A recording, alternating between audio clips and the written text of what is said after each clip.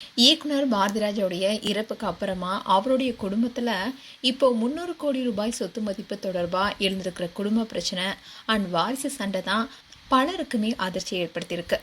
பாரதி ராஜாவுடைய மகன் மனோஜ் பாரதி ராஜாவுடைய மறைவுக்கு அப்புறமா அவருடைய மனைவி நந்தனா அண்ட் அவங்களுடைய 2 பெண் குழந்தைகளுக்கு சேர வேண்டிய சொத்துரிமை மறுக்கப்படுவதாகவும், அதோட பாரதி ராஜாவுடைய மகள் ஜனனி சில விஷயங்களை திட்டமிட்டு செய்துட்டு வருவதாகவும் சினிமா விமர்சகர் திண்டுக்கல் வெங்கடேசன் பல விஷயங்கள் குறித்து ஓப்பனாக பேசியிருக்காரு. இந்த விஷயம்தான் இப்போ பலருக்குமே அதிர்ச்சி கொடுத்துருக்கு. பாரதி ராஜாவுடைய மகன் மனோஜ் மறைந்தப்பவே அவருடைய மனைவி நந்தனாவுக்கும் அவருடைய 2 மகள்களுக்கும் சொத்துக்களை நேர்மையாக எழுதி கொடுத்தணுன்னு தான் பாரதி ராஜா ஒரு தீர்க்கமான முடிவில் இருந்திருக்காராம். ஆனால் அந்த சமயத்தில் அவங்க சென்னையில் இருந்ததுனால நந்தனாவுடைய சார்பாக சட்ட ரீதியான பல கேள்விகள் எழும்னு திட்டமிட்டு பாரதிராஜாவுடைய மகள் ஜனனி தன்னுடைய அப்பா பாரதி ராஜாவை மலேசியாவுக்கு அழைத்துட்டு போய் சில மாதங்கள் தங்க வச்சிருக்காங்கன்னு சொல்லியிருக்காரு. மலேசியாவில் இருந்தப்போ பாரதி ராஜா தன்னுடைய மருமகளை பற்றியும் பேத்திகளை பற்றியும் தொடர்ந்து விசாரிச்சுட்டு தான் இருந்ததாகவும், அவங்களுக்கு சேர வேண்டிய பங்கை அவங்க கிட்ட ஒப்படைக்கணும்னு தொடர்ந்து வலியுறுத்திட்டு வந்ததாகவும் கூறப்படுது.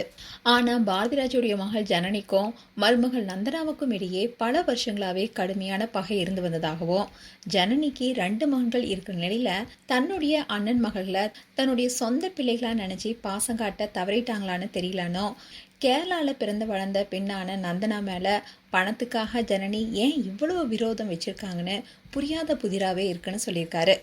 பாரதி ராஜா நீலாங்கரை வீட்டில் உடல்நலம் பாதிச்சிருக்கும் போது கூட அவரை பார்க்கறதுக்காக வந்த நந்தனாவையும் அவருடைய மகளையுமே மனோஜே இல்லாதப்போ உங்களுக்கு இங்கே என்ன வேலை, வெளியே போங்க, நாங்கள் பார்த்துக்கிறோன்னு பாரதி ராஜாவுடைய உறவினர்களையும் சுற்றி இருப்பவங்களையும் வீட்டுக்கு சேர்க்காம மீடியாவையும் விரட்டடிச்சிருக்காங்களாம் ஜனனி. ஒருவேளை பாரதி ராஜா தான் நினைச்சதை யார்கிட்டயாவது சொல்லிடுவாரோ என்ற அச்சத்துல தான் சினிமா பிரபலங்கள் யாருமே அவங்க பார்க்க விடாம தடுத்திருக்காங்களாம். பாரதி ராஜாவுடைய ஒட்டுமொத்த சொத்து மதிப்பும் கிட்டத்தட்ட 300 கோடி ரூபாய்க்கு மேலே இருக்கும்னு சொல்லப்படுது.